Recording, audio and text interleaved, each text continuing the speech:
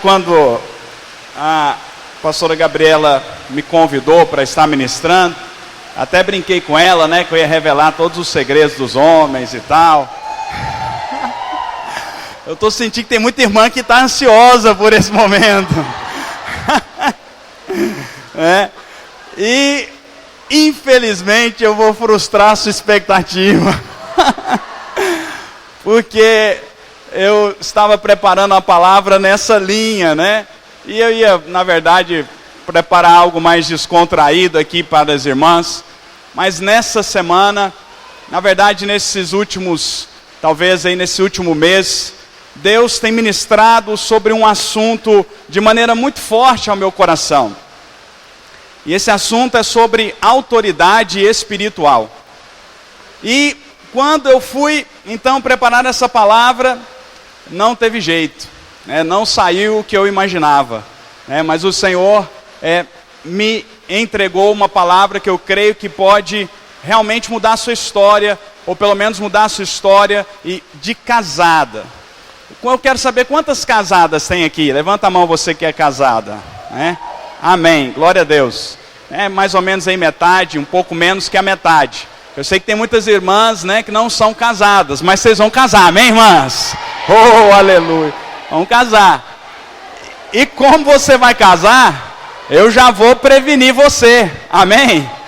Então você que não é casada, você vai receber essa palavra de duas maneiras. Primeiro, cada princípio que eu falar aqui, você pode aprender a praticar ele hoje. Hoje já na sua vida de solteira, amém? E em segundo lugar, você vai recebê-lo já como uma instrução para o seu futuro, amém? Queria orar especificamente por essa palavra. Feche seus olhos, né? Vamos agora realmente nos concentrar para receber de Deus através dessa palavra, amém?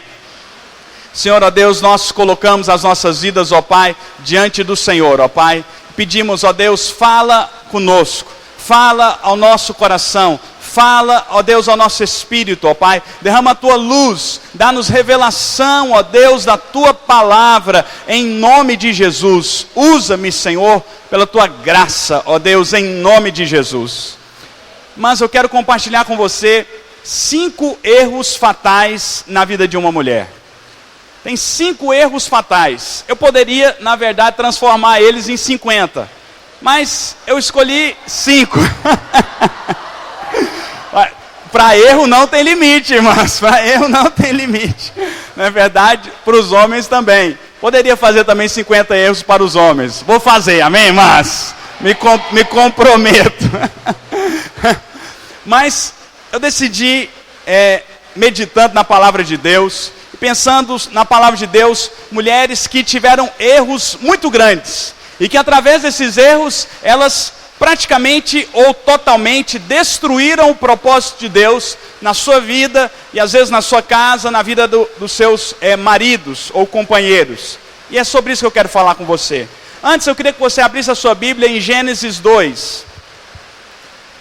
Antes de entrar nos exemplos propriamente dito, quero começar compartilhando com você o que está lá em Gênesis capítulo 2, versículo 20.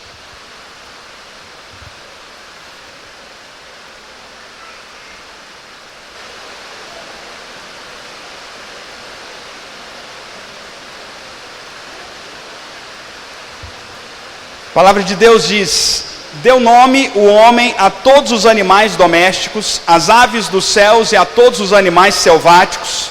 Para o homem, todavia, não se achava uma auxiliadora que lhe fosse idônea. Diga comigo, auxiliadora idônea. Amém? Então o Senhor Deus fez cair pesado sono sobre o homem, e este adormeceu. Tomou uma das suas costelas e fechou o lugar com carne. E a costela que o Senhor Deus tomara ao homem, transformou-a numa mulher e lhe trouxe. Amém? Hernan, acho que aumentou demais, mano. Tá aí, vai dar muita microfonia. Abaixar um pouco aí. Queridos, hoje eu até mandei um devocional a respeito desse texto. E é interessante observar que você foi chamada para ser uma auxiliadora idônea. Amém?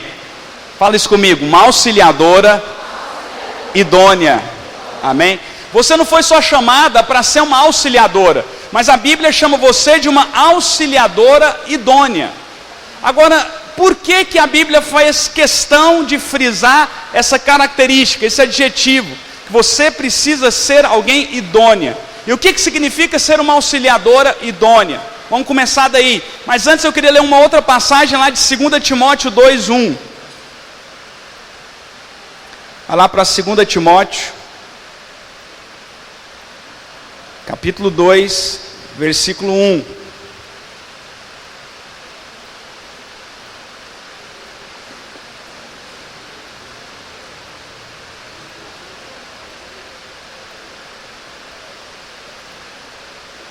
Tu, pois, filho meu, fortifica-te na graça que está em Cristo Jesus.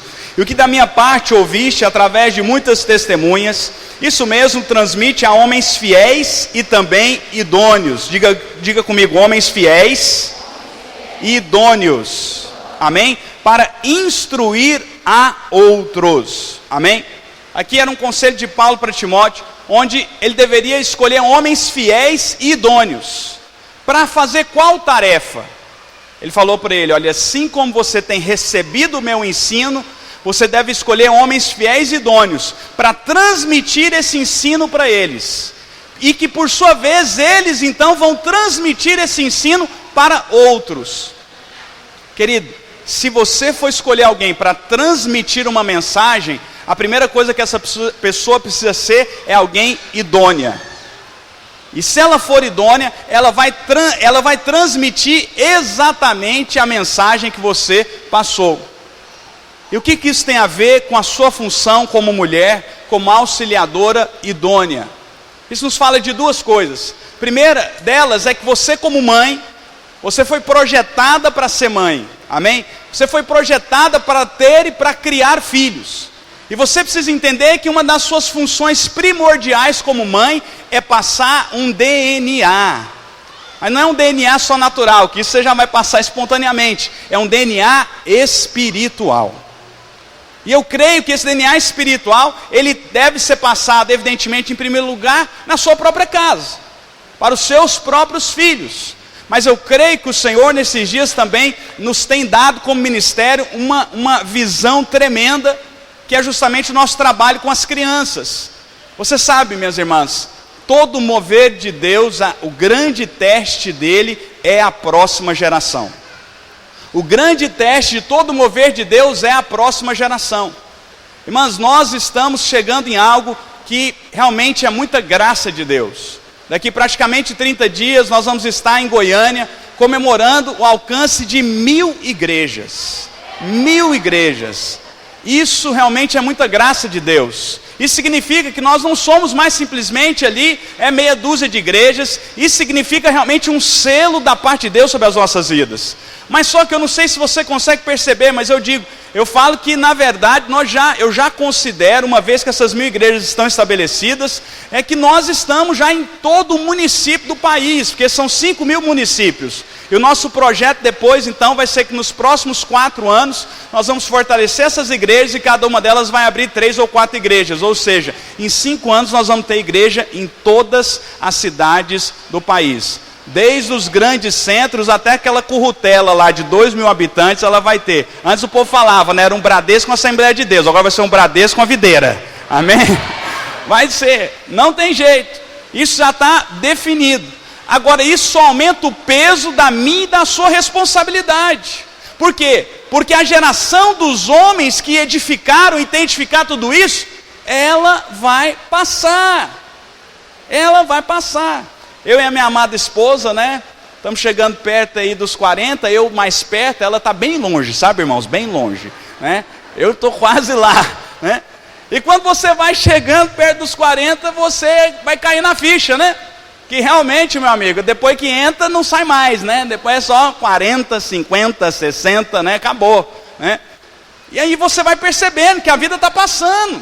Nós estamos passando. Esses dias nós vimos lá uma foto do pastor Aloísio, já está lá com 52 anos, né? Pastor Wilson aí, chegando aos 55 anos. Esses homens, grandes homens de Deus, que Deus levantou no nosso meio, que Deus nos deu, né, como apóstolos aí para nós, como igreja, amém? Mas daqui 10, 15 anos, vai estar todo mundo aí aposentando, ou pensando no assunto.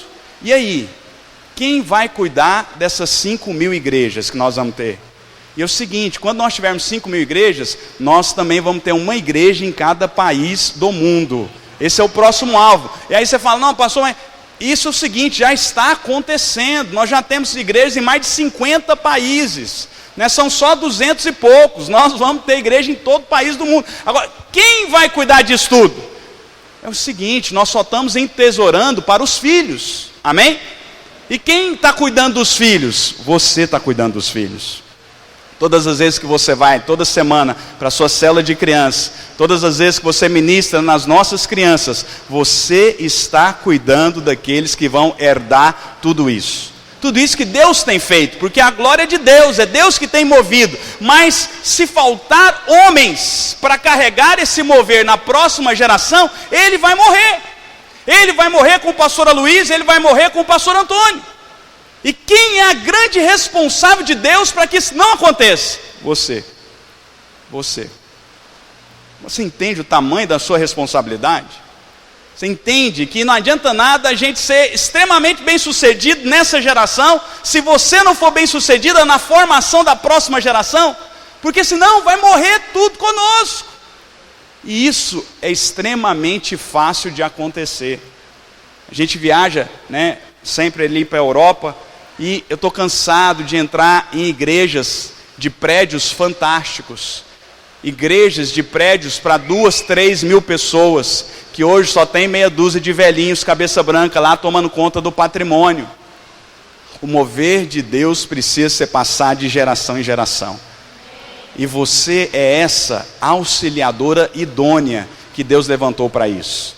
E você faz isso, discipulando os seus filhos, mas também evangelizando, né, e marcando cada criança que você tem cuidado nas suas células, amém?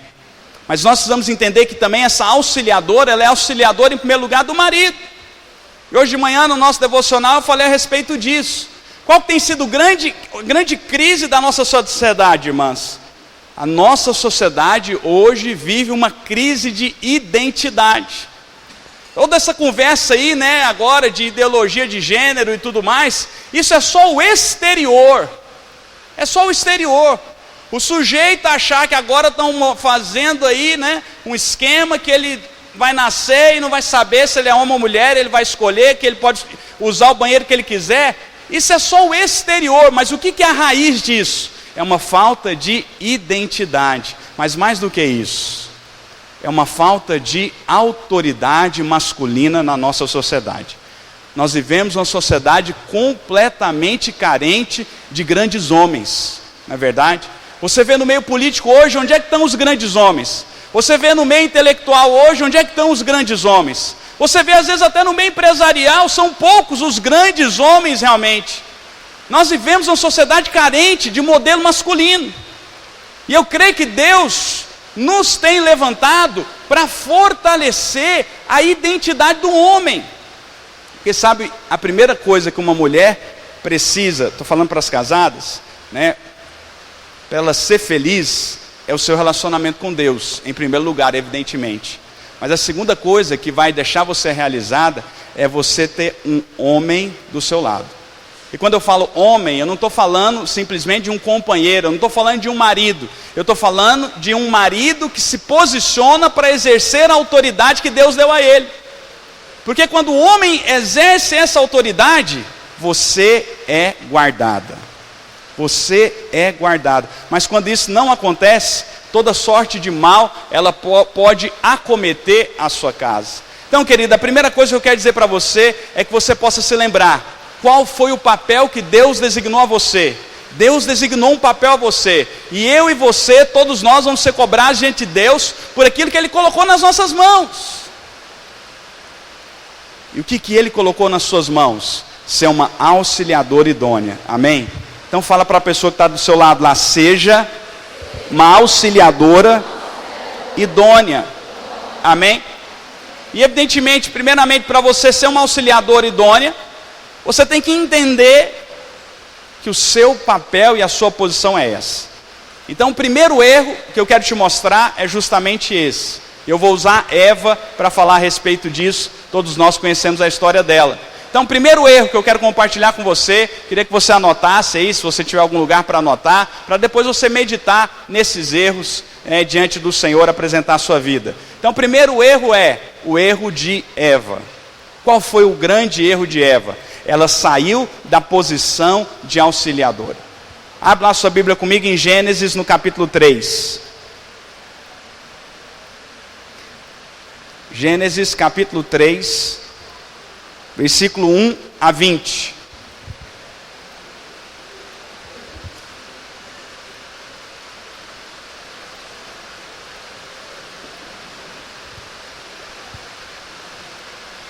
Gênesis 3, 1 a 20, vamos ler somente alguns versículos.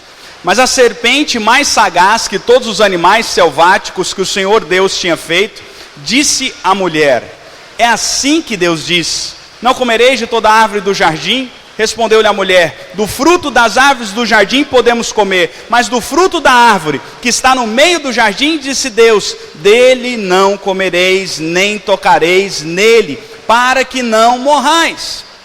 Então a serpente disse à mulher: é certo que não morrereis, porque Deus sabe que no dia em que dele comerdes, se vos abrirão os olhos, e como Deus sereis conhecedores do bem e do mal. Vendo a mulher que a árvore era boa para se comer, agradável aos olhos, árvore desejável para dar entendimento, tomou-lhe do fruto e comeu, e deu também ao seu marido, e ele comeu. Abriram-se então os olhos de ambos, e percebendo que estavam nus, coseram folhas de figueira e fizeram cintas para si. Quando ouviram a voz do Senhor Deus que andava no jardim pela viração do dia, esconderam-se da presença do Senhor. Diga comigo: esconderam-se da presença do Senhor. Amém? O homem e a sua mulher por entre as árvores do jardim. E chamou o Senhor Deus ao homem e lhe perguntou: onde estás? Ele respondeu: ouvi a tua voz no jardim, porque estava nu, tive medo e me escondi. Perguntou-lhe Deus: quem te fez saber que estava nu? Comeste da árvore que te ordenei que não comesse? Então disse o homem: a mulher que me deste por esposa, ela me deu da árvore e eu comi. Disse o Senhor Deus à mulher: que é isso que fizeste? Respondeu a mulher: a serpente me enganou e eu comi. Então, a justificativa de Adão, e essa semana nós fizemos uma oração somente para homens aqui no prédio da igreja, e eu compartilhei exatamente esse texto com eles, mas eu coloquei na perspectiva do homem, e eu mostrei para os nossos irmãos que toda a culpa pela queda não foi de Eva, toda a culpa pela queda foi de Adão, porque Adão deixou Eva conversar com a serpente. Mas como eu estou falando para você que é mulher e não para os homens, eu quero dizer a você, qual que foi o grande erro de Eva? Foi conversar com a serpente. Você não pode cometer esse erro. Você não pode cometer o erro de ficar conversando com a serpente. Pastor, como que eu converso com a serpente? Na verdade, querida, o diabo, ele está a todo momento atacando você na sua mente. O diabo está a todo momento tentando falar com você, tentando envenenar você contra o seu casamento, envenenar você contra o seu marido, envenenar você contra o propósito de Deus. O diabo está a todo momento lançando setas na sua mente de desistência, de retrocesso, de incredulidade, de desânimo. Mas o que você precisa aprender? Você precisa aprender, como mulher de Deus, a ter ouvidos espirituais, amém?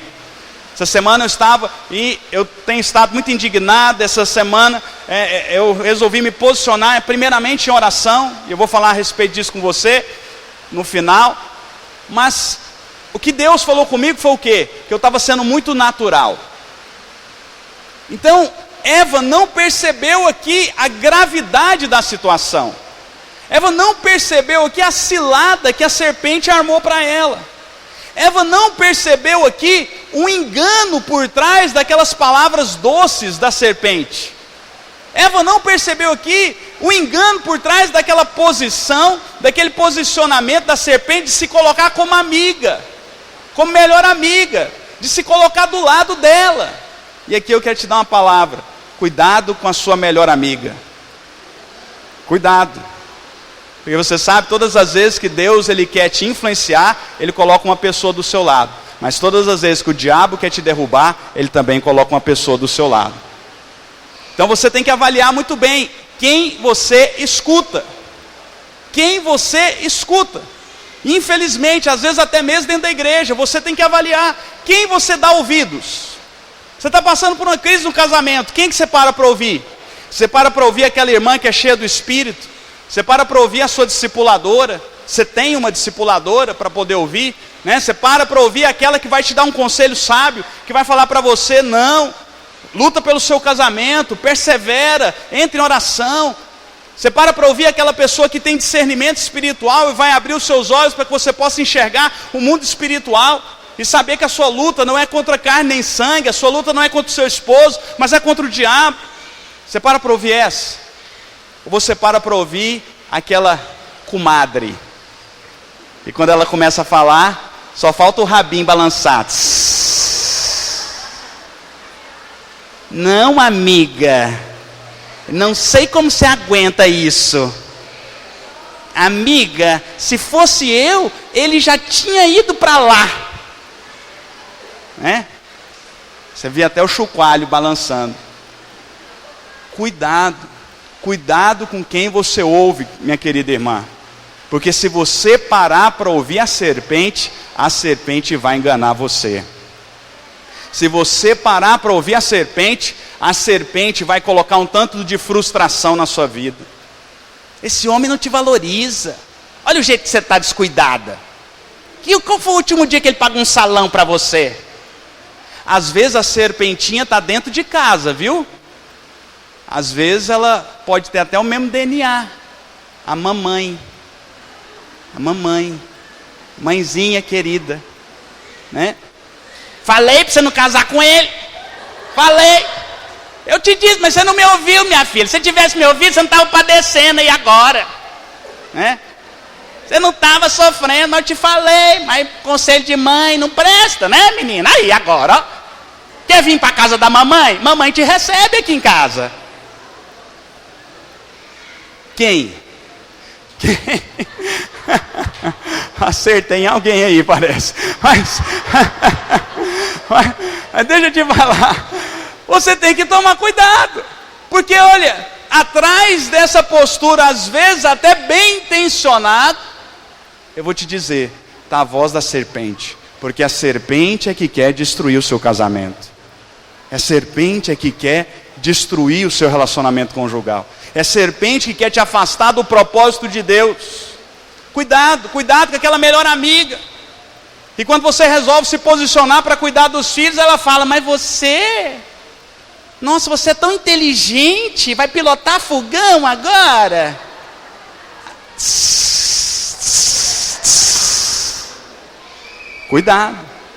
Cuidado com quem você escolhe ouvir. Cuidado. Porque às vezes você não fala, mas às vezes você ouve. Eu vou te dizer que o Senhor tem falado comigo, que nós temos que tomar muito cuidado com aquilo que nós ouvimos. Às vezes a pessoa acha que o problema é só não falar. Não, eu digo a você, o problema também é ouvir. Certas coisas você não pode nem ouvir. Certas coisas, eu me lembro, quando nós nos casamos, eu tomei esse posicionamento. Deus me deu essa graça no início do meu casamento. Talvez ali, esses primeiros meses lá que me casei, cheguei lá na minha casa, por algum motivo que eu não lembro qual é, a minha mãe veio falar mal da minha mulher para mim. Falei, olha, é o seguinte, se você for falar mal da minha mulher, eu não volto aqui nunca mais. Então acabou. Eu não ouço você falar mal da minha mulher. A senhora quer que eu volte aqui outra vez? Nunca mais falou. Nunca mais falou. Então, não deixe as pessoas falarem mal do seu marido para você. O diabo está envenenando o seu coração contra ele. E você está, não, eu não falo. Não, pastor, não falo, mas você ouve. Se você ouvir a serpente vai enganar você. Não, pastor, eu não vou ser enganada não, eu só estou ouvindo para não ser mal educada. Eu estou ouvindo que é minha mãe, tadinha, né? Só sabe, pastor, está meio velhinha, tem que ouvir, né? Tadinha, né? Fala para a irmã que está do seu lado, fala para ela, se você ouvir a serpente vai enganar você. Amém? Agora, eu não sei porquê, irmãs, mas quando eu visualizo essa cena aqui, eu visualizo Adão, pode ter acontecido duas coisas. Eu tenho certeza que Adão sabia que a serpente não prestava. Disso eu tenho praticamente certeza. Mas aí pode ter acontecido duas coisas. Primeiro, Adão viu Eva indo conversar com a serpente e não falou nada. Mas também pode ter acontecido uma segunda coisa. Adão chegou: Eva, é o seguinte, eu não gosto de ver você com aquela serpente. Eu não acho ela uma boa companhia. Eu não quero que você vá na casa daquela pessoa. Olha, aquela amiga sua, você tem que se afastar dela. Eu não sinto paz quando vejo você conversando com aquela mulher. Ela não tem um espírito correto. Não quero você junto com ela. Talvez Adão tenha falado isso, mas só que talvez Eva não escutou Adão. E aí ela construiu um relacionamento com a serpente. E quando você constrói um relacionamento com o inimigo, fica muito mais fácil de ser enganado. Foi isso que aconteceu com Eva. Eva foi enganada, completamente enganada. A Bíblia diz que ela foi enganada. O pior é o Adão, né? Que ele não foi enganado. O pior é isso, mas esse é um assunto para outra plateia, né? Mas o fato, querido, é o seguinte: Eva que tomou a decisão. Eva passou na frente de Adão de alguma maneira. Ela não tinha que estar conversando com a serpente. Ela não tinha que ter tomado a decisão. Ela não tinha que ter tomado a decisão sem falar com Adão. Mas ela passou por cima de tudo isso e resolveu comer do fruto. Aí para Adão não deixar a mulher ir para o buraco, ele foi junto, né? Para agradar a mulher. Mas deixa eu te dizer uma coisa: por que a queda aconteceu? Eu creio que um dos motivos foi porque Eva saiu da posição de auxiliadora e assumiu a liderança. Deixa eu te dizer algo espiritual. Eu estou te dizendo esse princípio de autoridade hoje. Eu quero que você enxergue ele, que todo mundo aqui está cansado de saber sobre isso. Mas eu quero que você enxergue ele da perspectiva espiritual. E o que o Senhor falou comigo foi que todas as vezes que uma mulher assume a liderança no seu casamento, ela se coloca, ela se expõe ao ataque do inimigo. Ela se expõe ao ataque do inimigo. Sabe, a liderança é um ônus. Eu sei que muitas vezes nós vemos a liderança como um privilégio, mas eu que sou líder, e sou marido, e sou pai, eu digo a você que a liderança é um ônus. É um ônus. Essa semana estava liderando, estava lá reunido com a nossa equipe de louvor, e aí estava perguntando algumas coisas para eles e tal. E aí tudo que eu perguntava, todo mundo da equipe olhava para o líder da equipe. Aí eu perguntava de novo, todo mundo olhava para o líder da equipe, né? Aí eu brinquei com ele, falei: irmão, esse é o ônus da liderança. Fala alguma coisa.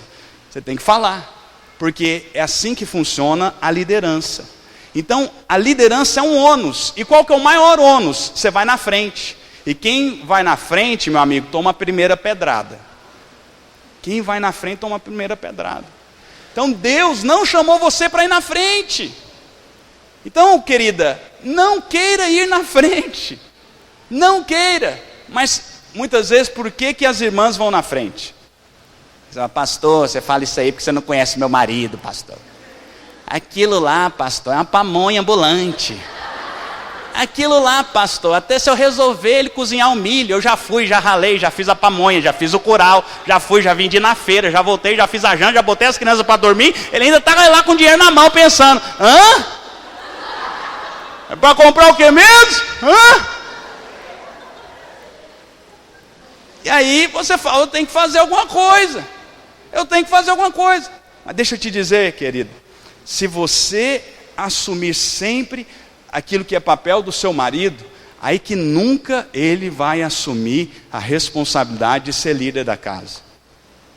Não tire o ônus da liderança do seu marido. Pastor, mas não vou aguentar não, pastor, vou ficar lá, né, roendo a unha, pastor, não vai sobrar unha nenhuma, né? Mas eu digo a você, se controle, porque vai valer a pena, amém? Sabe por quê, irmãos? Nós vivemos uma geração onde as mulheres estão debaixo de um grande nível de estresse. Existe um nível de estresse da vida moderna, mas o que eu tenho percebido é que as mulheres, elas estão debaixo de um nível de estresse muito superior. E eu te digo por quê. Em grande medida, é porque você está lutando muitas guerras que não são suas. Não são suas. Mas você fica entrando em guerra que não é sua. É minha, pastor, eu estou lá, estamos juntos. Você está junto, mas não é você que tem que ir para a batalha. Não é você que tem que segurar a espada, sair dando espada no inimigo, não. Não é você que tem que ficar preocupada como é que vai pagar a conta amanhã. Não é você que tem que ficar preocupada com o filho que não obedece. Chega lá e fala, olha, dá um jeito. Dá um jeito, se posicione com as crianças, que senão você vai chegar aqui um dia, eles vão ter me feito de índio, me jogado lá embaixo. Dá um jeito. Então você tem que entregar o ônus da liderança para o seu marido. E todas as vezes que você não faz isso, você está saindo da sua esfera de autoridade, aí você toma tinta do inimigo. Aí o seu estresse quadruplica. Porque além de você ter que cuidar da casa, ter que cuidar dos filhos, além de você muitas vezes ter que ter uma jornada dupla, extremamente injusta, que é fazer tudo isso e ainda ter que trabalhar fora, além de você ter que fazer tudo isso, você ainda tem que tomar as decisões. Você ainda tem que resolver os problemas. Você não tem que resolver problema nenhum da sua casa, está me ouvindo? A não ser o que vai cozinhar hoje, é peixe ou é carne? Ah, você fez peixe? Fiz, miserável, come aí. Não. Você não tem que ficar resolvendo problema. Quem tem que resolver problema é o líder. O líder foi levantado para resolver problema. Se ele é o líder e não quer resolver problema, não poderia estar liderando. Mas só que não tem jeito da gente substituir não, irmã. Então, qual que é a primeira coisa para a coisa realmente funcionar? Para de assumir o papel do seu marido. Deixa o ônus da liderança para ele. Vira para ele e fala, e aí amor, o que nós vamos fazer? Aí quando ele olhar para você e falar assim, não sei não, viu? O que você acha? Eu não acho nada. Eu vou orar, resolve sua vida, aí você me fala. Entendeu? Quando ele devolver a batata quente na sua mão, não faz nada, não decide no lugar dele. Não decide. Mas eu só peço uma coisa, agora eu vou falar aqui em prol dos homens. Quando ele decidir, e se de repente a decisão dele der errado, nunca fale para o seu marido. Intercede aí, irmãos, intercede aí. Nunca fale para o seu marido, eu te disse. Irmã, nessa hora você está correndo risco de morte. Nessa hora é por isso que eu acordo às 5 da manhã, por interceder pela sua vida. Não fale isso para o seu marido. Não jogue os erros do seu marido na cara dele, quando ele decidir errado. Porque isso é um ônus da liderança. Pode ficar tranquilo que ele já está acusado o suficiente. Pode ficar tranquilo. Ele percebeu que o negócio foi tudo para o espaço, pode ficar tranquilo, Deus já falou com ele já está se remoendo até as entranhas, já está com prisão de ventre, dor de barriga lá no banheiro. Então você não precisa falar o que ele já sabe, né? Não precisa, fique em paz, né? Então você tem que lembrar, uma vez, deixe ele decidir, mas uma vez que ele decidiu, para realmente a coisa funcionar, aí é o ônus de ser auxiliar. Esse é o problema de ser auxiliar. E por isso eu falo para as solteiras, que a casada agora é só oração, irmã, viu? Mas para você que é solteiro eu falo, você tem que avaliar muito bem com quem você está casando. Avalie muito bem com quem você está casando. E qual que é a principal característica, você que é solteira, que você tem que olhar num homem? Se ele tem liderança. Se ele é um líder, se ele se posiciona na vida, se ele é alguém que tem atitude. Irmã, não vai atrás daquele Brad Pitt que anda de chinela havaiana.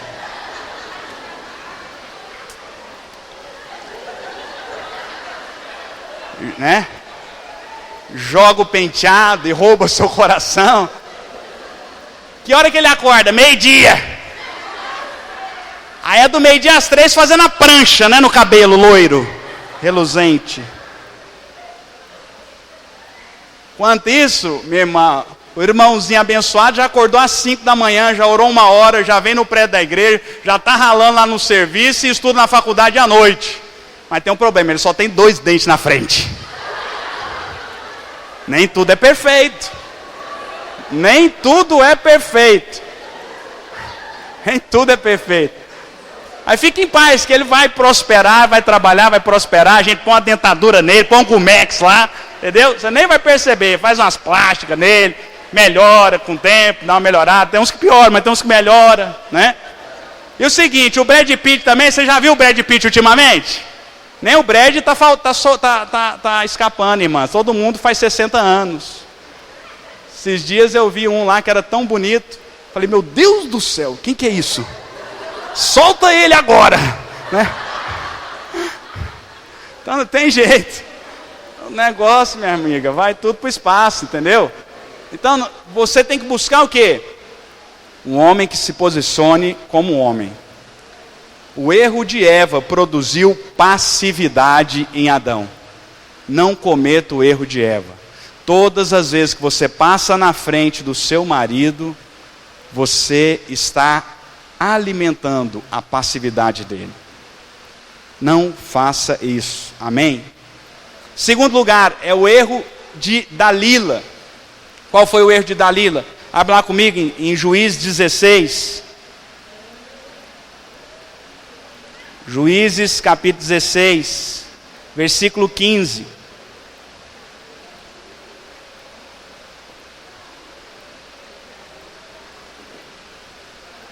Juízes 16, versículo 15 a 21.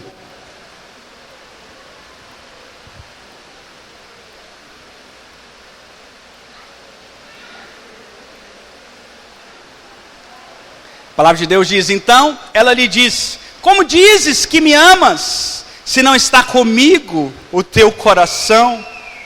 Já 3 vezes zombaste de mim e ainda não me declaraste em que consiste a tua grande força. Importunando ela todos os dias com as suas palavras e molestando, apoderou-se da alma dele uma impaciência de matar. Descobriu-lhe todo o coração e lhe disse, nunca subiu navalha à minha cabeça, porque sou nazireu de Deus, desde o ventre de minha mãe. Se vieres ser rapado, ir-se-á de mim a minha força, e me enfraquecerei, e serei como qualquer outro homem. Vendo, pois, Dalila que já ele descobrira todo o coração, mandou chamar os príncipes dos filisteus, dizendo, subi mais esta vez, porque agora me descobriu ele todo o coração. Diga comigo, me descobriu ele todo o coração. Aleluia. Então, os príncipes dos filisteus subiram a ter com ela e trouxeram com eles o dinheiro. Então Dalila fez dormir Sansão nos seus joelhos. Tendo chamado um homem, mandou rapar-lhe as 7 tranças da cabeça, passou ela a subjugá-lo e retirou-se dele a sua força. E disse ela, os filisteus vêm sobre ti, Sansão. Tendo ele despertado do seu sono, disse consigo mesmo, sairei ainda esta vez como dantes e me livrarei, porque ele não sabia ainda que já o Senhor se tinha retirado dele. Então os filisteus pegaram nele, lhe vazaram os olhos e o fizeram descer a Gaza. Amarraram-no com 2 cadeias de bronze e virava um moinho no cárcere. Tudo bem que Dalila era maligna e queria a todo tempo enredar Sansão. Mas o que nós podemos aprender com essa história? Qual o princípio fundamental aqui? Nunca quebre a consagração do seu marido. E o que eu quero dizer com isso? Nunca seja um impedimento para o seu marido buscar Deus. Nunca seja um impedimento. Nunca. Saiba que a maior segurança que você tem é a consagração do seu marido. Quanto mais cheio do Espírito o seu marido for, melhor ele vai tratar você, mais ele vai respeitar você, mais ele vai cuidar da casa, ele vai cuidar dos filhos, mais seguro vai estar o seu casamento, o seu relacionamento conjugal e a sua família. Por isso, querida, nunca ache ruim com o seu marido dele buscar Deus. É aquela história, às vezes no mundo, a mulher quando o sujeito sai, né, de manhã cedo e trabalha até às 6 da tarde, aí ele arruma um bico à noite para ganhar mais uns trocados, aí ele chega em casa à meia-noite, é aquela história, a família toda fala o quê?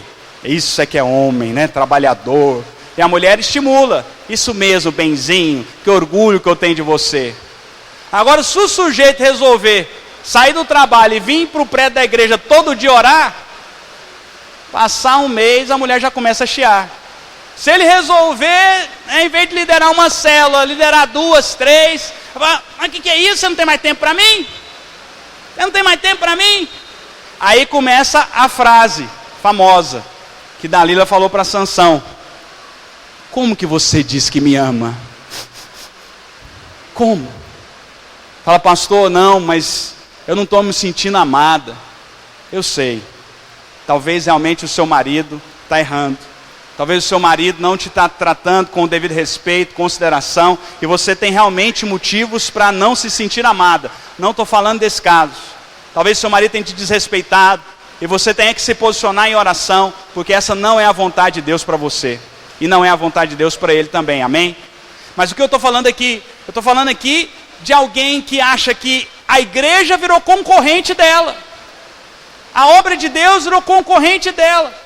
A obra de Deus nunca vai ser seu concorrente, amém? Porque quanto mais nós nos envolvermos na casa de Deus, mais saúde espiritual nós vamos ter, amém, querido? Então feliz é o casal que os dois são envolvidos na obra de Deus. Feliz é esse casal. Mas não foi o caso aqui. Agora uma coisa importante aqui, foi o quê? A Bíblia diz que Dalila ficou importunando Sansão dia e noite, dia e noite, dia e noite, até ele lhe descobrir todo o coração. Isso nos fala de quê? Deixa eu te dar agora um conselho matrimonial bem prático. Você não precisa saber tudo que está no coração do seu marido. Que isso, pastor? Nós vamos ter segredos? Não estou falando isso. Não estou falando isso. O que eu estou querendo dizer para você? Eu perdi minha mãe e no lugar dela ficou uma tia minha, que não casou, me tem como um filho. Ela mora em Goiânia. Eu sempre que vou a Goiânia, vou lá visitar ela. E aí ela vai, quando eu chego lá na casa dela, ela fala, meu filho, como que está a sua vida? Aí às vezes ela fala, não, estou te achando meio tristinho, o que você tem hoje? E às vezes ela fica brava comigo, porque eu não sou de ficar falando muita coisa, e muito menos ficar falando meus problemas. Aí ela fala, você não me conta nada, você não me conta as coisas, não sei o que está acontecendo, você chega aí, fica todo amuadinho, abre o coração. E muitas vezes a esposa, ela tem essa prática com o marido. Você vê que o relacionamento de Sansão, ali Dalila colocou a cabeça dele no colo. Isso pode nos falar de uma postura carinhosa, mas pode nos falar também de uma postura maternal. Maternal. Você não pode ser mamãe do seu maridão. Aleluia. Amém? Não seja mãe do seu marido. Ele já tem uma. Deixa a mãe dele cuidar dele. Amém? Ele é que tem que cuidar de você. E o que é importante para isso não acontecer? Se você ficar estimulando a fraqueza do seu marido. Não estimule a fraqueza do seu marido. Como que você faz isso? Querendo que ele te conta tudo, ficando ouvindo os problemas dele e lamuriando junto com ele. Não, amor, cheguei lá, meu chefe me distratou, ele me envergonhou na frente lá dos colegas, falou que eu não estou vendendo nada. Amor, eu acho que ele está possesso, amor. Aí a mulher fala, tadinha, amor, tem tanta peninha de você. Ô, amor, você tem que ficar lá nesse trabalho mesmo, chuchu? Não, fica em casa, eu estou empregada, a gente dá um jeito, não quero te ver sofrendo assim, não. Sabe? Não é o seu papel isso. Não é o seu papel isso. Não é o seu papel ficar com dó do seu marido, não. Não pode ter dó de homem, não, irmãs. Não pode ter, não. Não para desrespeitar, é outra história essa, amém? Mas para ficar com dó, não, está ralando demais, tem que ralar mesmo, irmão, homem é para ralar. Não, mas meu marido acorda cedo e tal, não, estou olhando para ele, coitado, está parecendo até que ele está só no 110, já caiu a fase, Não tem problema não, irmão, pode ficar tranquila, Só ora para ele não infartar, o resto pode deixar, tá bom? Não fique com dozinha do seu marido. A função do homem é essa. O homem tem que proteger, o homem tem que caçar, o homem tem que ir para a guerra. Foi para isso que ele foi projetado. Amém? Então você não pode assumir essa posição maternal. Honre o seu marido, cuide dele. Faça uma janta para ele, aleluia. Coisa maravilhosa isso, irmão. Um pudim então. Um pudim, quando você quiser alguma coisa do seu marido, é só fazer um pudim para ele. É uma coisa extraordinária isso. Poder que isso tem. Mas deixa eu te falar uma coisa. Não seja mamãe. Não seja mamãe. Não estimule. E quando seu marido começar com muita choraminguela para você, dá um cutucão nele. Não, amor, você é homem de Deus, amém? Você é homem de Deus, Deus é conosco, amém? Amém? Fala comigo. Só não pode mandar ele bater sentido, amém, irmãos? Aí não faz isso não. O pastor Antônio me falou para eu fazer sentido. Faz sentido aí agora, rapaz. Não. Aí com calma. Mas não estimule isso nele. Não estimule na vida do seu marido a autopiedade, a autocomiseração, a autopreservação. Ai, cheguei cansado, agora tem que ir lá para aquela reunião de discipulado. Amor, é mesmo, né? Nossa, a igreja exige tanto de você. Não, irmão. Amor, é isso aí. O governo da casa é sobre o ombro dos homens. A igreja conta com você. Vai tomar um banho, vou fazer aqui um miojo com chuchu para você, entendeu? E vamos embora que você já está atrasado, garotão. Sabe? Não fique estimulando. Não fique estimulando a autopiedade na vida do seu marido. A impressão que eu tenho que o relacionamento de Sansão era dessa forma. E acabou no quê? Acabou na quebra da consagração. E quando quebra a consagração, qual que é a consequência? Cegueira. Cegueira. Quanto menos consagrado for o seu marido, menos ele vai enxergar. E adivinha quem que vai ser a grande prejudicada? Você. Você. Porque a pior coisa é ser guiado por um líder que é cego. Então se você quebra a consagração do seu marido, você está dando um tiro no próprio pé, porque ele é o líder. E se ele não enxergar, os dois vão cair no buraco. Então sempre estimule. Uma coisa importante, sempre consiga converter o coração do seu marido para o verdadeiro discipulador dele. Você não é discipulador do seu marido. Estou falando só para você não estimular atitude de autopiedade errada nele. Mas você não tem que ficar dando lição de moral no seu marido, de forma alguma. Mas tem alguém que Deus colocou na vida dele para isso, pelo menos no nosso meio. Chama o discipulador dele, o líder de célula, o discipulador, o pastor. Mas qual que é o seu papel? Sempre converta o coração do seu marido para o coração do discipulador dele. Se o seu marido vier reclamar do discipulador dele para você, vier reclamar do pastor dele, isso é quase uma heresia, né? Uma coisa assim, uma pessoa tão maravilhosa, né? Não, se ele vier fazer isso, deixa eu te dizer, não estimule isso. Fala, amor, guarde o seu coração, ele é o seu líder, seja transparente com ele, busque ele. Não defenda, sabe, não fique do lado do seu marido contra o discipulador dele, nunca faça isso, você está dando um tiro no próprio pé. Porque todas as vezes que o seu marido, ele rompe relacionamento, ele se afasta do discipulador, ou ele se afasta da igreja, a maior prejudicada vai ser você. Então a mulher sábia, ela conduz o marido para ter bom relacionamento com o discipulador, para ter bom relacionamento com as figuras de autoridade sobre a vida dele, porque são elas que vão poder falar da parte de Deus na vida dele. Amém? Então sempre tenha essa sabedoria, sempre coopere para a consagração do seu marido.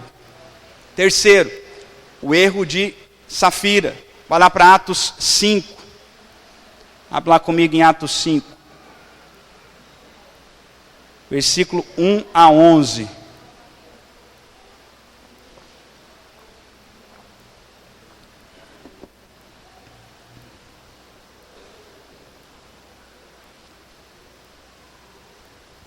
Olha só o que a palavra de Deus diz aqui nesse episódio trágico, né? Versículo 1. Entretanto, certo homem chamado Ananias, com sua mulher Safira, vendeu uma propriedade, mas em acordo com sua mulher. Diga comigo, em acordo com sua mulher.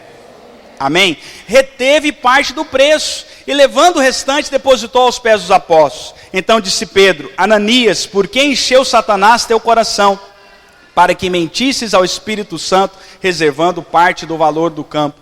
Conservando, porventura, não seria teu, e vendido não estaria em teu poder? Como, pois, assentaste no coração este desígnio? Não mentistes aos homens, mas a Deus. Ouvindo essas palavras, Ananias caiu e expirou, sobrevindo grande temor a todos os ouvintes. Depois, a mulher seguiu o mesmo caminho, também mentiu, também foi morta pela presença de Deus, que é uma coisa assustadora. Mas qual que é a grande lição aqui para nós? Ananias tomou uma decisão financeira errada. E pior, ele tomou uma decisão financeira errada com relação à casa de Deus. Eles venderam um campo e quiseram aparecer falando que estava dando todo o dinheiro, mas na verdade não estava. Então Ananias, ele estava mentindo. Ananias tinha uma falha de caráter. E aí o que ele fez? Ele buscou a cumplicidade da mulher. Não seja cúmplice do seu marido. Não seja cúmplice daquilo que você sabe que não está agradando a Deus. Não seja. Não seja cúmplice dele. Que o seu marido nunca encontre em você uma cúmplice para os erros dele, ou para aquilo que ele faz que ele está declaradamente indo contra Deus. Principalmente, irmãos, quando se refere a dinheiro. O terceiro erro de Zafira foi justamente amar o dinheiro. Os dois amaram o dinheiro, mas a mulher não fez nada para impedir. Porque aqui, ao que indica a passagem, Ananias foi buscar o conselho da mulher. Talvez se ele tivesse encontrado uma mulher sábia, uma mulher íntegra, aquela mulher tinha falado para ele: não, nós não vamos fazer isso. Você não vai fazer isso, nós não vamos fazer isso. Nós não vamos desonrar a Deus com a nossa vida financeira, nós não vamos mentir, nós não vamos enganar os nossos líderes, nós não vamos querer ter uma vida de aparência. Qual foi todo o problema aqui? Qual foi toda a motivação? Eles quiseram aparecer. Quiseram chegar lá na congregação e falar: olha aqui o tamanho da nossa oferta. Como os apóstolos falaram, ninguém estava pedindo, não precisava ter dado tudo. Mas qual foi a motivação? A motivação foi o status. Olha só aqui, todo mundo vai ver o tamanho da minha oferta. E é justamente essa motivação que enreda a vida financeira de muito casal. É uma vida de status. Status. Você, querida, como auxiliadora, tem o grande desafio de auxiliar o seu marido na vida financeira do casal. Não abra mão de ser auxiliadora disso, mas tome cuidado também para você o quê? Não tomar o lugar dele. Pastor, mas eu posso administrar, ele é que tem que administrar. Isso aí são pormenores que eu não vou entrar neles. Depois você pode procurar sua discipuladora ou me procurar à parte, que eu posso te orientar em relação a isso. Mas a lição geral que fica aqui para nós é o seguinte: realmente o casal que administra de maneira sábia a sua vida financeira vai prosperar. Mas o casal que se embriaga com o dinheiro, ele vai causar para si mesmo muita tribulação, muita morte. E qual que é a chave de tudo do problema financeiro? É o status.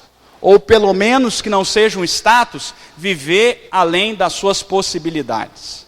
Eu creio que as irmãs aqui são mulheres de Deus, são livres, amém, disso, amém? São mulheres sábias que edificam a sua casa, que administram bem as finanças, amém? Né?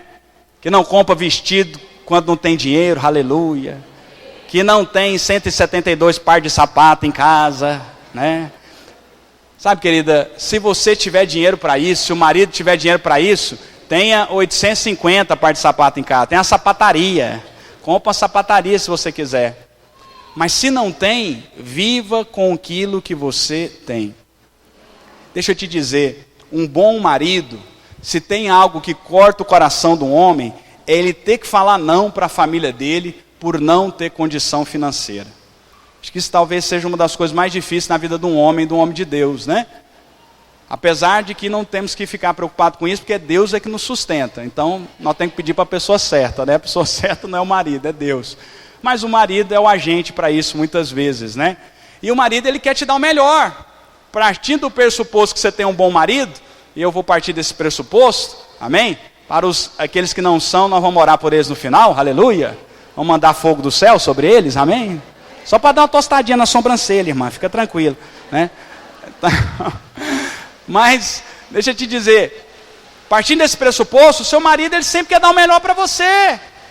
Então, se você fizer aquela carinha de cachorrinho molhado na chuva, minha irmã, se o seu marido tiver um cartão de crédito, já era. Ele vai comprar para você o que ele pode, o que ele não pode. Por isso tenha sabedoria. Também não deixe o seu marido em mais crise do que ele já está. Amém? Então, às vezes ali você já sabe que não tem. Você sabe. Então não peça. Se você já sabe que não tem. Se você sabe que tem, mais do que legítimo você pedir. Mais do que legítimo ele te dá. Mas às vezes a mulher já sabe que não tem. Aí fica suspirando na frente do marido, né? Queria tanto. E um dia eu vou comprar aquela bolsa. Marido, Senhor, me ajuda, né? Marido sai de lá angustiado, sai de lá acusado. O que você acha que o seu marido pensa nessa hora? Se ele é um bom marido, eu vou te falar o que ele pensa. Eu sou um miserável mesmo, né? Nem dinheiro para comprar uma bolsa eu tenho. Essa é a primeira coisa que o diabo joga na cabeça dele. Você é um miserável, nem dinheiro para comprar uma bolsa, né? E aí ele vai ter que resistir e rejeitar aquele pensamento de derrota, de frustração, né? Então tenha sabedoria de ser uma boa administradora que se alegra com aquilo que o seu marido tem colocado em casa. Se ele tem colocado arroz com feijão, glorifica a Deus pelo arroz com feijão. Glorifica a Deus, faça o melhor que você puder, põe o melhor tempero que você puder, pica uns pedacinhos de toicinho lá, aleluia. Já vira quase uma feijoada, irmão. Quando você for anunciar a mesa, você fala que é feijoada. É quase igual. Amém? Você não fala que não tinha. Não tem dinheiro, né? Ô meu filho, a mãe queria fazer uma carne para você, mas seu papai não trouxe dinheiro para casa hoje.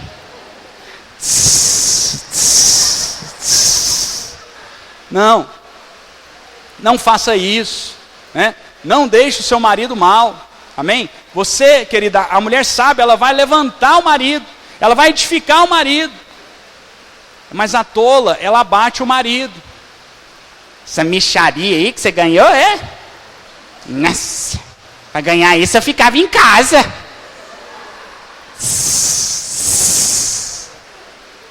Não faça isso. Não faça isso. Você está destruindo a si mesma. Está destruindo a si mesma. Seu marido conseguiu um trabalho, exalte o trabalho dele. Quando ele trouxer R$50 para casa, glorifica a Deus, igreja. É só você tem que virar até pentecostal, entrar até no Chabalaias, né? Glorifica a Deus. Seja sábia. Não deixe o dinheiro roubar a sua vida. Não deixe as suas muitas exigências roubar a sua vida. Você tem que lembrar o seguinte, querido, quanto maior o padrão de vida que você quer ter, dependendo, evidentemente, da profissão do seu marido, vai exigir mais dele.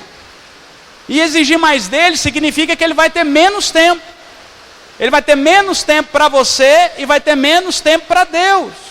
E aí a gente vê um tanto de sujeito aí no mundo que trabalha 16 horas por dia, mas nem fica com a esposa, que nunca tira férias. E aí para quê? O que resolve isso? O que resolve prosperar? Morar numa casa grande e nunca ter tirado férias na vida. O que resolve, né? Ter lá meia dúzia de par de sapato diferente, um de cada cor e tal. Mas você nem vê o seu marido direito. Seu marido vive estressado, vive pressionado pelas contas, vive endividado. Não deixe o seu marido viver endividado. Homem endividado é homem estressado. E homem estressado é homem nervoso, irmã. E homem nervoso não vai te tratar bem. Então você tem que fazer tudo que tiver ao seu alcance para não estressar o seu marido. E a primeira coisa que você pode fazer é o quê? Limitar as suas exigências, as suas expectativas financeiras, as suas necessidades, as suas cobranças. Tendo, glória a Deus, é legítimo pedir, é legítimo desfrutar, amém? Mas não tendo, tenha sabedoria, senão isso vai gerar morte para você. Quarto erro foi o erro de Mical. Mical desonrou, desrespeitou completamente o seu marido Davi. Abra lá comigo em 2 Samuel 6.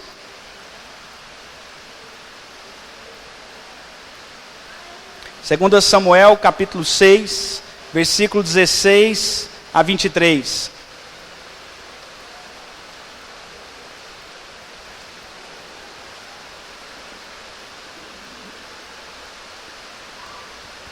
Olha só. Ao entrar a arca do Senhor na cidade de Davi, Mical, filha de Saul, estava olhando pela janela e vendo ao rei Davi que ia saltando e dançando diante do Senhor. O desprezou no seu coração. Introduziram a arca do Senhor e puseram no seu lugar, na tenda que lhe armara Davi. Este trouxe holocaustos e ofertas pacíficas perante o Senhor. Tendo Davi trazido holocaustos e ofertas pacíficas, abençoou o povo em nome do Senhor dos Exércitos e repartiu a todo o povo e a toda a multidão de Israel, tanto homens como mulheres, a cada um bolo de pão, um bom pedaço de carne e passas. Então se retirou todo o povo, cada um para a sua casa. Voltando Davi para abençoar a sua casa, Mical, filha de Saul, saiu a encontrar-se com ele e lhe disse: que bela figura fez o rei de Israel, descobrindo hoje aos olhos das servas de seus servos, como um pejo se descobre um vadio qualquer. Disse porém a Davi, Mical: perante o Senhor, que me escolheu a mim antes do teu pai e de toda a tua casa, mandando-me que fosse chefe sobre o povo do Senhor, sobre Israel, perante o Senhor me tenho alegrado. E ainda mais desprezível me farei, me humilharei aos meus olhos. Quanto às servas de que falaste, delas serei honrado. Mical, filha de Saul, não teve filhos até o dia da sua morte. Esses dias Deus tem falado muito comigo sobre autoridade e honra. Não tem nada mais poderoso do que esses princípios. Então no coração, creio que no início do ano eu vou fazer um estudo só disso. Porque não tem nada que libera mais o favor de Deus na sua vida do que o princípio da honra. Que o princípio da honra. E o que Mical fez aqui? Ela desonrou o marido. Ela desonrou o rei. Ela desonrou. Agora, cá entre nós, a atitude de Davi realmente não foi meio inconveniente? Em outras palavras, ele dançou, se alegrou diante do Senhor, mas a Bíblia diz que ele deu umas piruetas lá no ar. E quando ele deu as piruetas, irmã, naquela época não tinha cuecas, orba, não existia, não tinha fabricado ainda. Se é que você me entende o que aconteceu, né? E a mulher ficou nervosa. O que você está mostrando que não devia ir para os outros, rapaz? Né? Ficou nervosa. Agora, vamos até dar a razão para ela da atitude ter sido inconveniente. Mas mesmo assim, o erro do líder é o teste do liderado. Lembra disso, o erro do líder é o teste do liderado. Sabe a hora que você prova que você é alguém que honra o seu marido?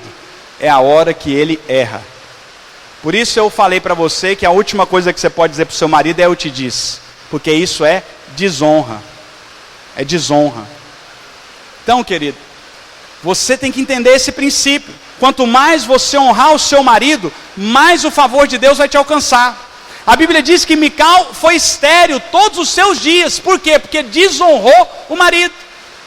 Você tem que tomar uma decisão. Se você sair daqui com essa decisão, eu já me dou por satisfeito. E eu digo que só ela tem o poder de mudar a história do seu casamento.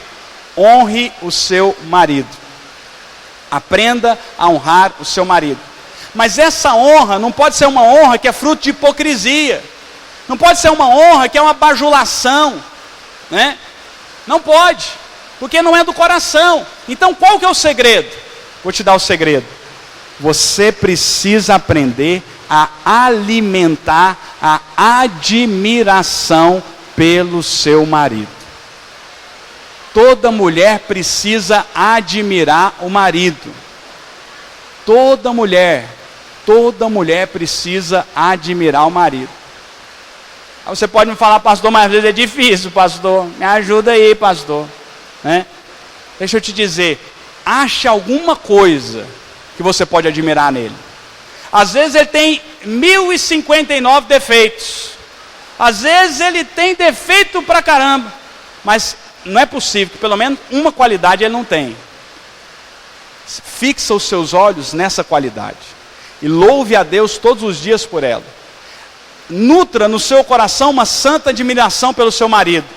E se você tiver isso no seu coração, o que vai emanar da sua boca são palavras de honra.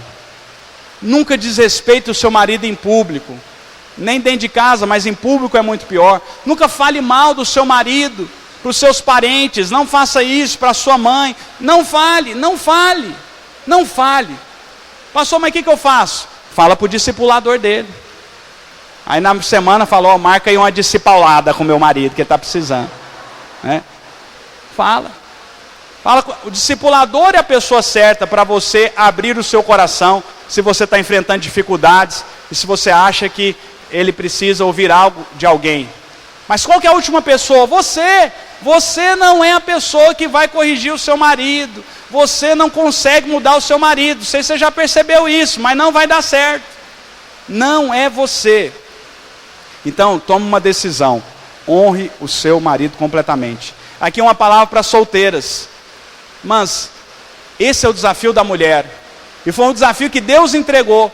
Deus fez a mulher e colocou ela como auxiliadora idônea, e depois da queda, o Senhor falou o que para a mulher? Olha, agora você vai ser governada pelo seu marido.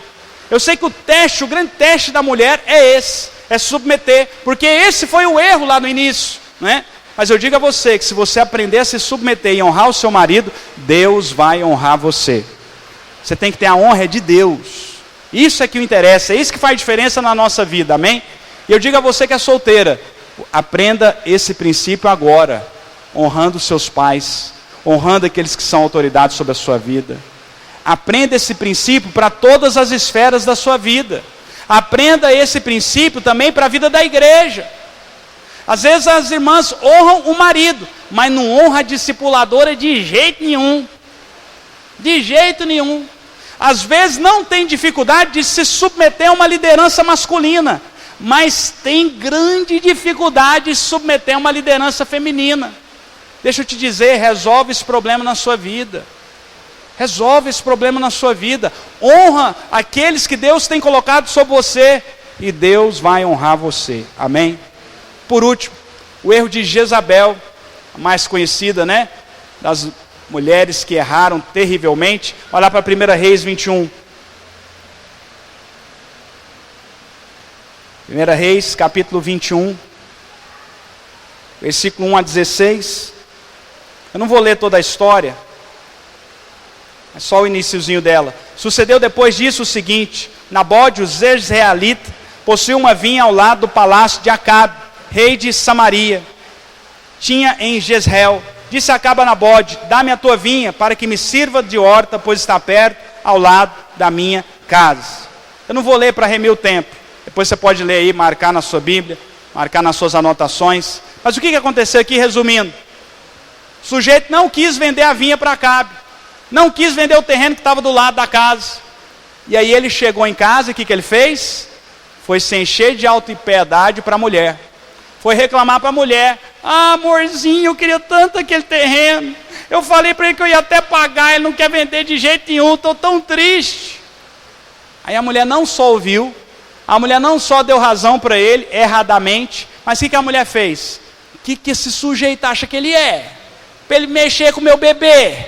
Hã? Não vai mexer não.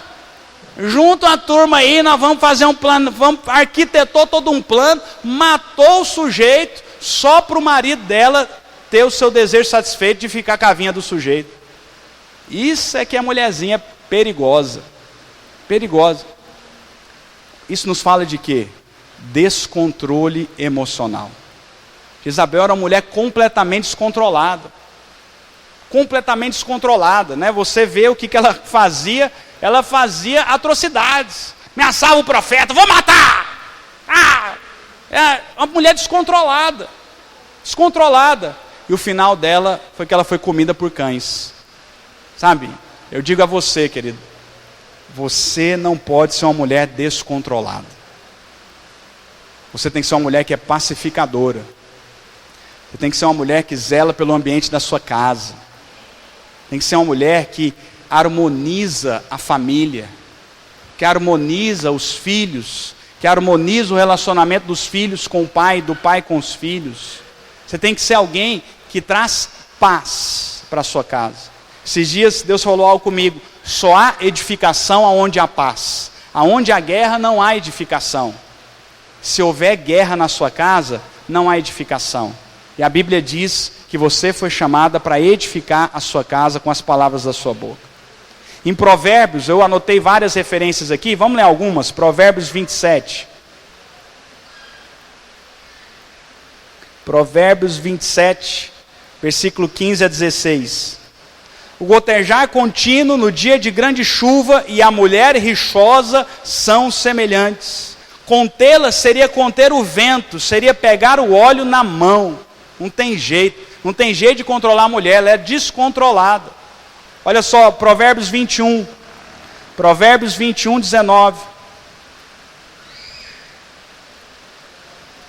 Melhor é morar numa terra deserta do que com a mulher rixosa e iracunda. Provérbios 14.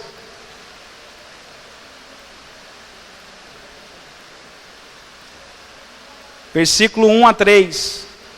A mulher sábia edifica a sua casa, mas a insensata com as próprias mãos a derriba. O que anda na retidão teme ao Senhor, mas o que anda em caminhos tortuosos, esse o desprezará. Está na boca do insensato a vara para a sua própria soberba, mas os lábios do prudente o preservarão. Já viu aquele ditado, quando dois não querem, um não briga? Que não seja você a querer a briga. Já viu, a palavra de Deus diz que a resposta branda desvia o furor. Que a resposta branda sempre esteja na sua boca, em toda e em qualquer situação. Que você não seja aquela que vai peitar o seu marido, vai enfrentar o seu marido. Gritou, grito mais alto! Vamos ver quem pode mais. Eu fazia jiu-jitsu. Tem umas mulheres aí que... Não seja essa a sua atitude. Você não seja essa que é barraqueira, que apronta confusão com as vizinhas, que ninguém gosta de você na rua, que a família se é brigado com todo mundo. Aquelas cunhadas suas lá também, é tudo... Bem que o pastor falou lá, parente, é tudo serpente.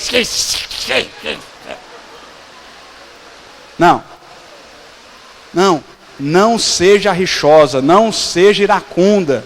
No que depender de você, tenha paz com todos os homens, diz a palavra de Deus. No que depender de você, o ambiente da sua casa tem que ser um ambiente de paz. Tem que ser um ambiente de paz. Zele pelo ambiente da sua casa, isso é função sua, querida. Você quer o seu marido mais presente, você quer o seu marido mais próximo de você, quando ele chegar em casa, que ele encontre paz. Que a casa do homem é um lugar de paz, é o lugar que ele espera chegar, depois de ter matado um leão por dia, aí ele fala, agora eu vou descansar, agora eu vou tirar o sapato. Aí nessa hora é muita oração, né, irmãs? Não, mas, enfim,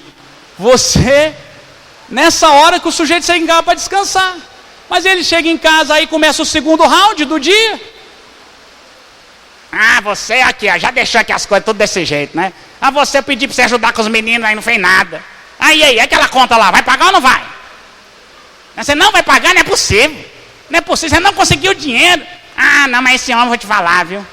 Bem, deixa eu te falar, não seja essa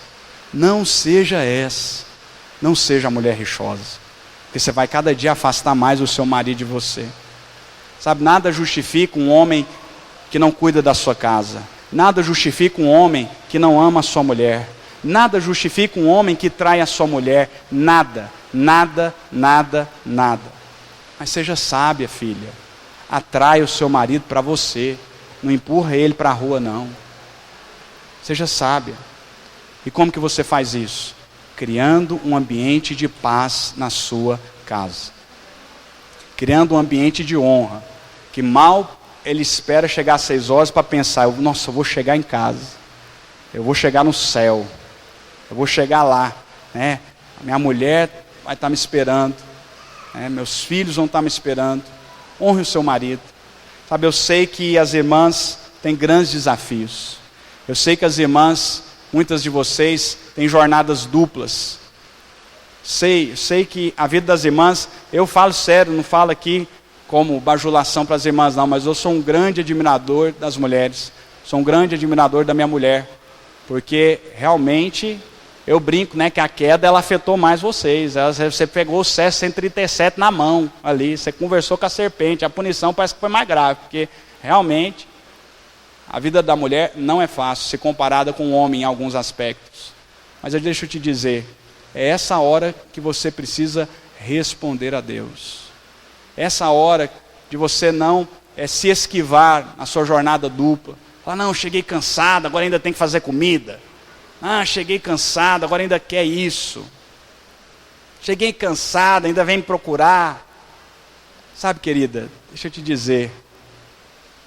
Dá paz para o seu marido. Dá paz para o seu marido. Por quê? Porque você vai edificar a sua casa e ele vai amar e cuidar muito melhor de você se ele estiver em paz. Amém? Não seja Jezabel. Sabe, para finalizar, irmãs, eu quero abrir uma passagem que Deus falou muito comigo. Algo que eu quero finalizar, que eu considero que é muito importante.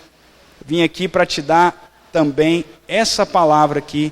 Queria que você abrisse comigo 1 Timóteo 2:11.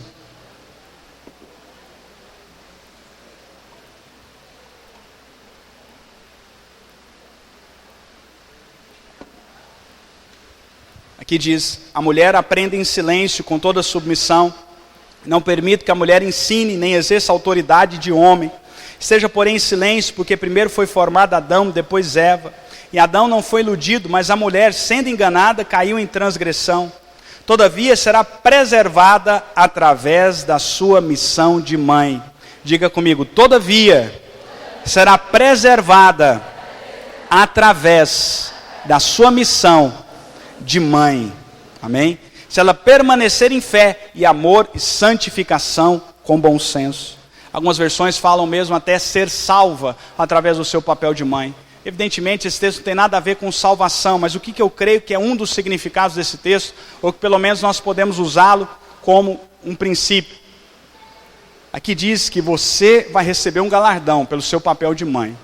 Mas qual que é o papel da mãe? O papel da mãe é gerar. É gerar. Só tem uma coisa que é o papel da mãe que não é do pai, é gerar. Só a mulher gera, só a mulher engravida. Deixa eu te dizer uma coisa, você precisa ser alguém que gera filhos constantemente no mundo espiritual. O que eu estou querendo dizer com isso?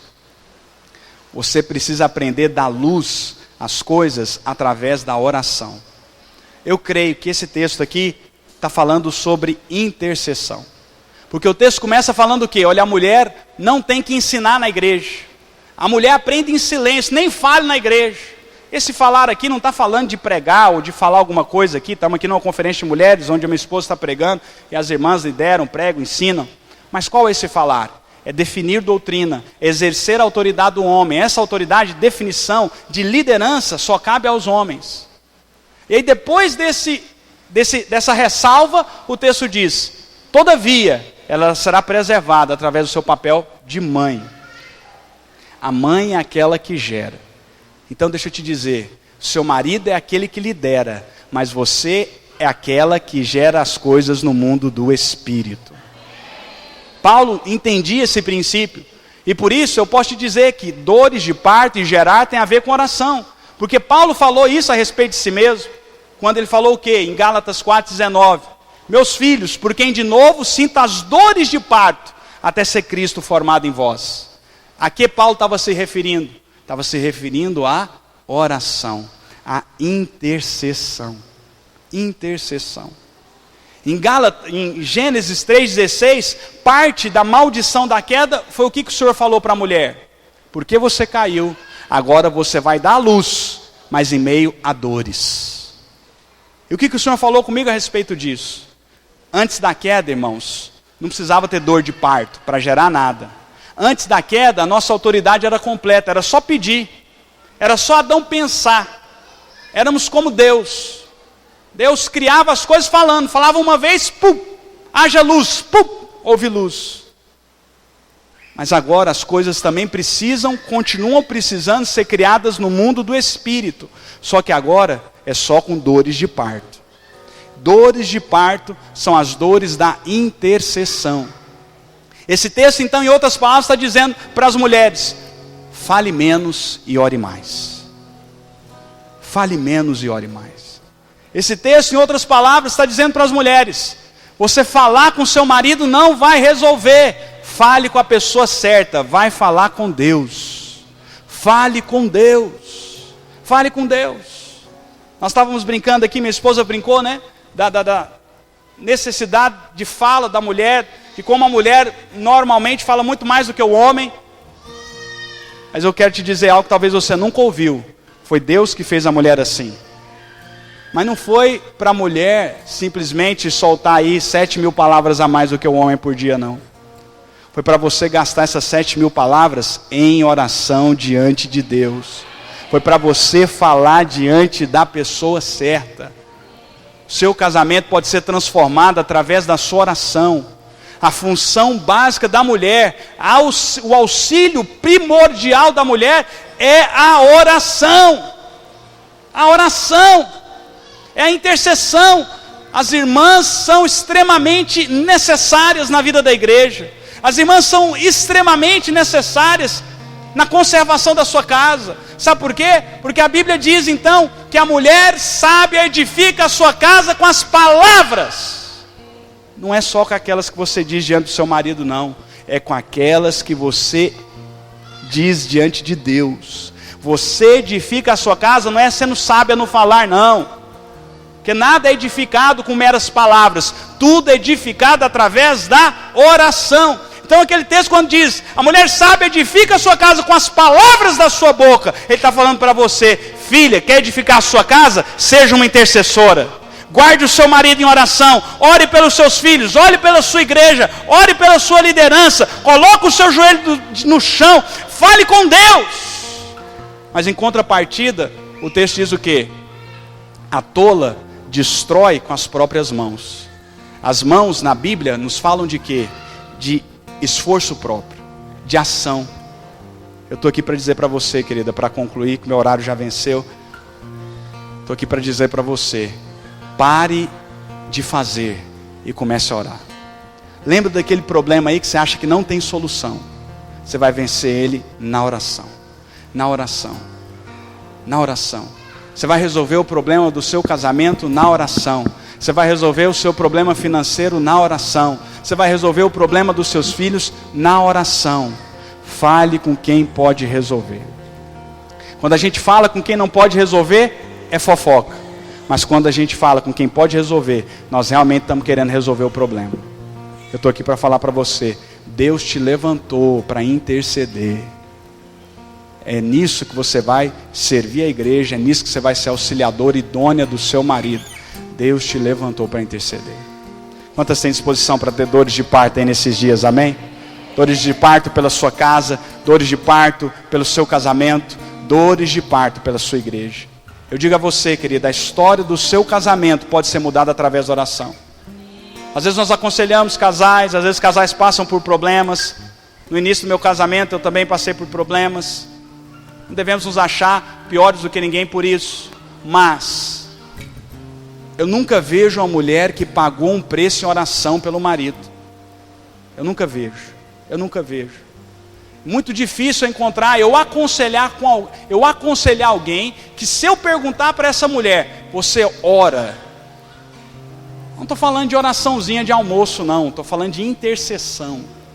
Quando você ora pelo menos meia hora, 1 hora por dia, pela sua casa, pelo seu marido. Isso tudo que você está me falando aí, você já orou a Deus? Você já jejuou 21 dias pelo seu marido? Você já clamou a Deus pelo seu marido? Eu sei já qual é a resposta que eu vou ouvir. Mas é interessante que essas que fazem isso nunca aparecem na minha sala para aconselhar. Nunca aparecem na minha sala. Será por quê? Você vai vencer o seu problema é na oração.